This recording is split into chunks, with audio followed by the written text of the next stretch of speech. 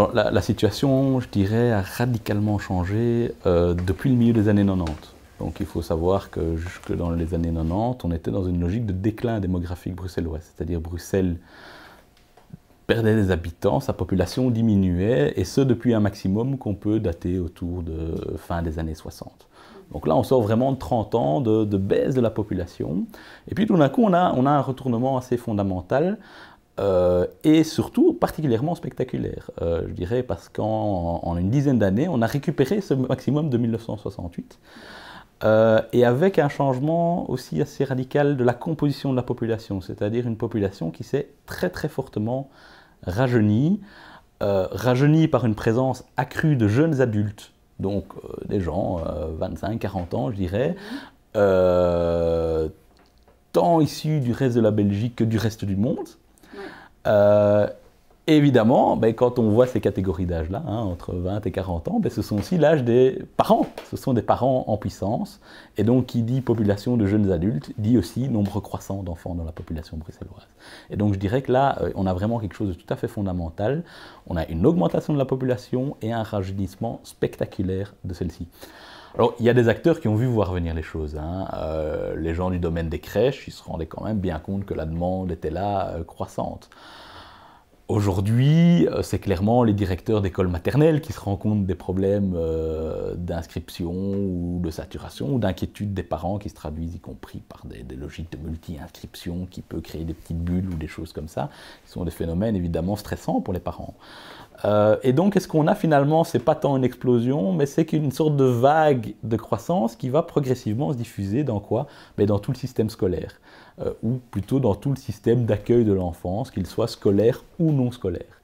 Dans la partie ouest de la ville, donc le Molenbeek historique, Anderlecht, mais aussi ça va jusqu'à Saint-Josse ou Schaerbeek. Là, on va plutôt retrouver des familles un peu plus grandes, de taille un peu plus importante, avec des enfants, dans des quartiers qui sont évidemment marqués par une présence émigrée depuis de longue date, mais qui continuent à être des quartiers d'arrivée, je dirais, de jeunes adultes. À Bruxelles, on a cette particularité qu'on a un double profil de migrants internationaux. On a entre guillemets des migrants internationaux que je qualifierais de très qualifiés, voire de semi-aisés, qui sont là en présence, je dirais, dans le cadre d'une carrière professionnelle au sein d'institutions internationales, qui vont se localiser dans des communes typiques comme Ixelles ou Etterbeek, autour des institutions internationales comme l'Union européenne. Mais à côté de ça, on a aussi une immigration plus diversifiée, qui maintenant touche aussi bien l'Asie que l'Afrique subsaharienne, que le Maghreb, qui elles sont généralement des migrants un peu moins favorisés, mais qui ont comme point commun, aussi bien je dirais des eurocrates que les autres migrants, d'être des jeunes adultes, et donc aussi des parents en puissance. Et donc évidemment, il y a toute une série de problèmes démographiques qui doivent être gérés sur le plan politique, et évidemment, idéalement, de la manière la plus démocratique possible.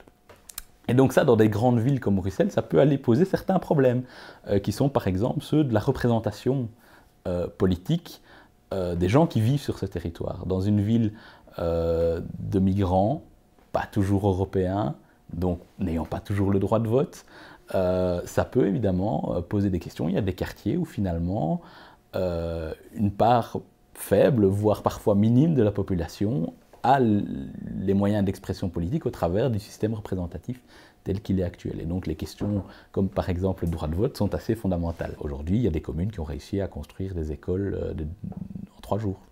Il y a des communes qui ont ouvert des écoles en 3 jours. Le premier jour, vous arrivez, on coule le béton de la dalle. Le deuxième jour, on amène le conteneur. Le troisième jour, on pend l'affiche école. Et vous avez un petit panneau, pendant ce temps-là, allez vous inscrire à tel endroit. Donc je veux dire, il y a une capacité aussi de faire face. Bon, on a probablement mangé des dernières réserves. Voilà, donc il faut maintenant réinvestir au-delà de l'urgence.